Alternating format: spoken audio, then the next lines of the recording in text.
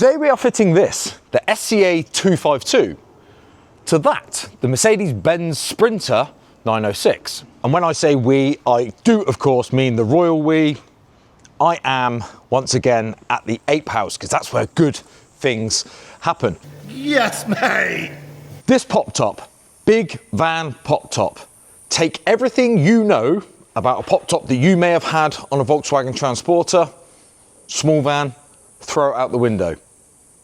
These things are different. These things are bigger, they are better. It is truly gorgeous. This video is going to be a bit of an insight into the installation process. It is not necessarily going to be a nut and bolt how-to. There are a couple of videos online. No one seems to do this process the same way. We start by actually splitting the pop top in half, and I will explain that later on in the video. Do stick around, because while I'm stood here saying it's bigger and it's better, I will also explain why I think you do actually get more from a small van pop top. So the work has actually already started. This is in fact day 2.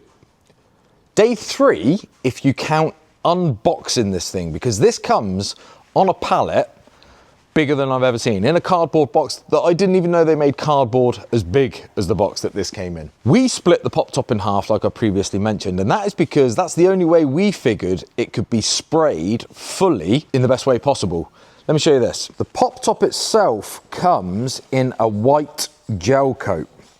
And the reason we split it in half, which means we have to kind of take all the rams off and remove the canvas, which is just the zip. We don't actually remove the canvas from the top part of the shell. But also our painter likes to remove a certain amount of the hardware so that it can actually be fully painted. Have seen some installers that opt to paint the nose cone and the shell, and I can only figure that they haven't actually split that in half. And that's fine, but when it's open, on that big black van, you may see some white gel coat. And that's not my bag. Nothing of this is majorly difficult. It just takes a lot of time, because you have to do a bit, send a bit off to paint, wait, get that back, do a bit, send the other bit off to paint, and there's drying times, and we're going to stick it, and then you can't seal it until... It's just awkward. And this is quite a large item that we're just about to lift up above the height of a long wheelbase van, squeeze the van under and give it a dry fit and just make sure it's all good. Once again, not the hardest job in the world when it comes to van building, just very, very awkward. Stay tuned, because the end result is actually phenomenal, and I'm proper excited that I get to have one of these on my van.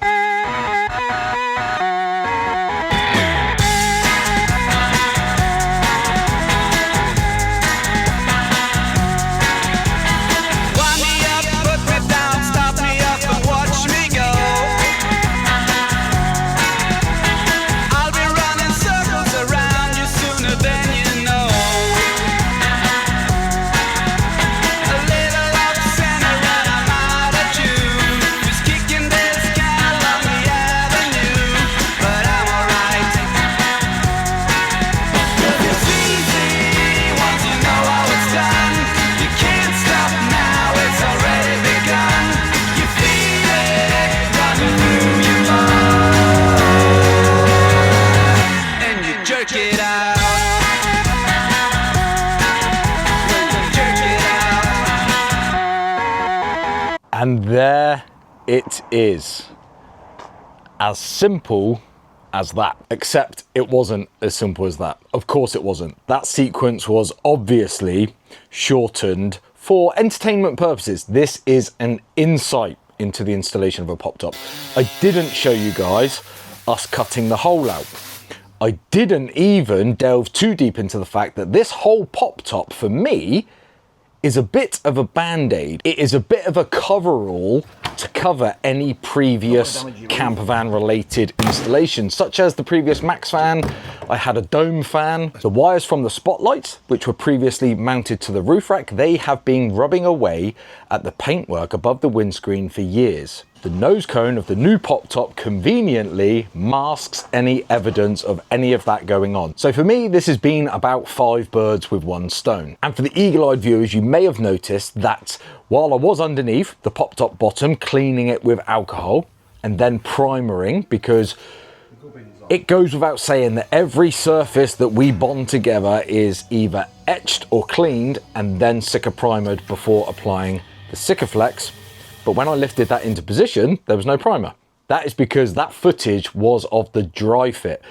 We make sure that it fits absolutely like it should before we go ahead and apply those real tall Sikka beads.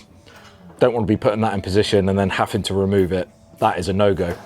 To add to that, this POPTOP is a perfect fit for a mid wheelbase, but there is some fettling needed on the back end of the POPTOP, just because the ribs aren't exactly the same at that point of the van, if that makes any sense.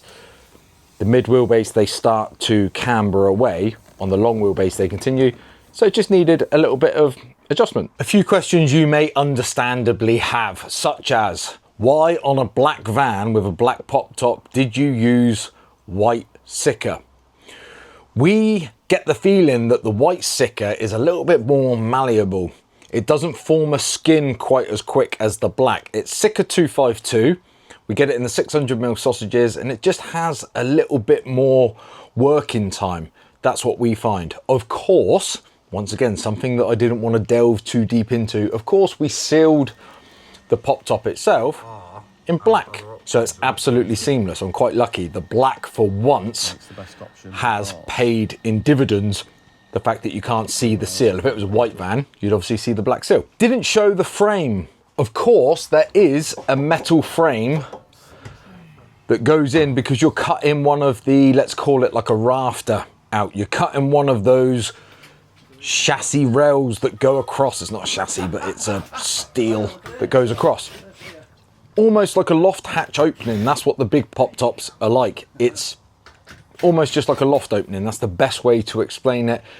The reason I didn't show you all of these things, and I did film them, was because it's not a how-to. And the reason it's not a how-to is I don't think this is something that you do on your driveway. I know it isn't. It's too big, it's too heavy, it's too awkward.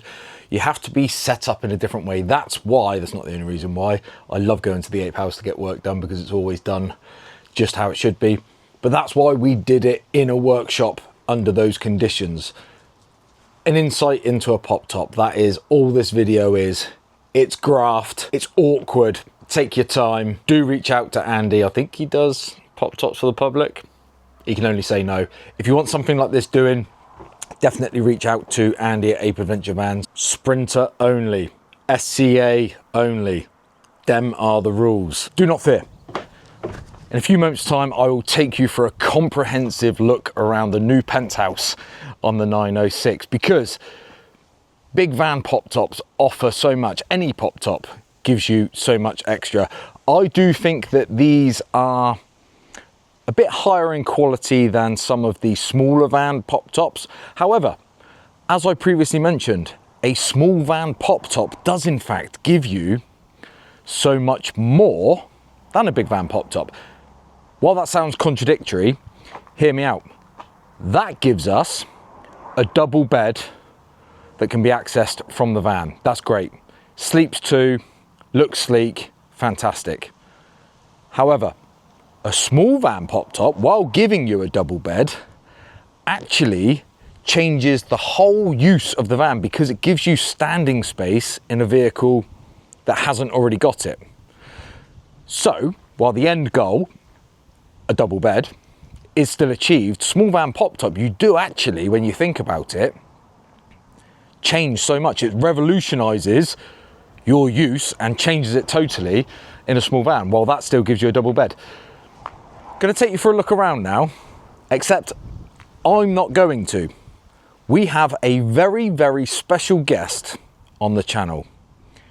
Please be supportive. It's this person's opinion that matters the most on today's video. Ladies and gentlemen, please welcome Tom Travels. Tom Travels, yeah! Come say hello to the viewers. Hello. Why do they call you TomTom Travels? Because that's my YouTube channel. That's your YouTube channel, or it will be one day maybe. Come on then. Don't drop that camera. Let me know.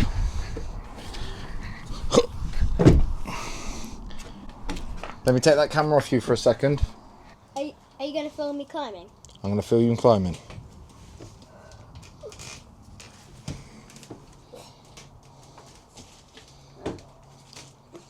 Climb right to the top. Whoa!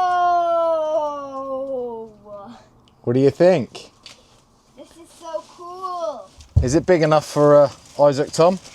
Yeah, of course it is. Look. Get two of them up there. So everybody, the difference between a big van pop top and a small van pop top is A, the thickness of this.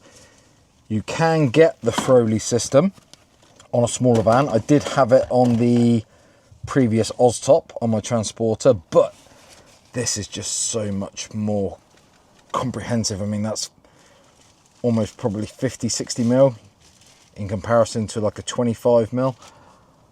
Do you feel like it's comfortable? Yeah. You can almost sleep sideways, transverse in a pop top. You actually can, so check that out. It's about 1200 mil wide, the bed.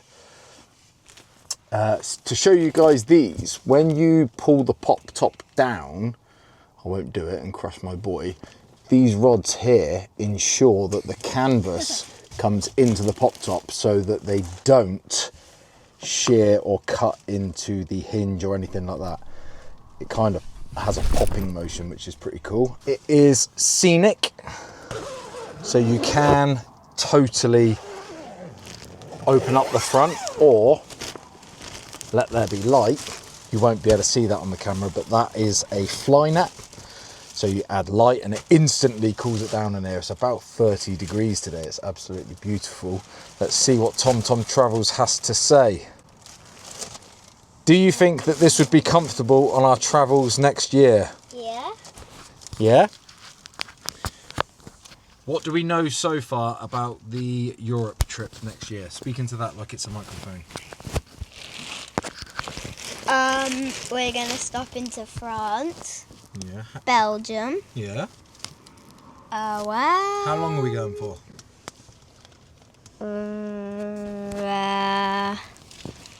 How? 6 or 7 weeks, hopefully. Are you looking forward to it? Yeah. And you're going to feature on YouTube a bit more? Yeah. Excellent. Well, tell the viewers to subscribe to Daddy's channel and they might see you again. Subscribe to Overlock Overland and you might see me again. Overlock Overland. What an absolute superstar. I think I need to save the domain name of TomTom Travels because he does like the idea of doing a bit of vlogging on the big trip next year. That's what this is all about. This is going to be our family motorhome. Back to the pop top. Just so you know, you do get a trim ring for this side of the van, a way to decorate that. I think I'm going to beg Andy to make me one of his Gucci ones. But that's it really. I'm going to put it down now because there's one more thing that I need to show you guys because this will be one of the other questions. What to do with that space there? As I previously mentioned, this is perfect for a mid-wheelbase Sprinter, leaving that much at the end, but because a percentage of it is almost identical, it works on the long wheelbase. You don't get a different pop top for the long wheelbase, so you're left with that kind of no man's land at the end there. I have a plan for it. It's already in action. It's already been produced. You can probably guess what it is, but if you are interested, please do stay tuned. Have this build. I have the T5.1 budget build, which I am picking up literally tomorrow. So that will probably feature next. So much coming. And do not forget the new transporter. I love that little machine. Thanks once again for subscribing. Drop TomTom a comment. Please say hi to him in the comments. That would absolutely make his day. See you next Tuesday.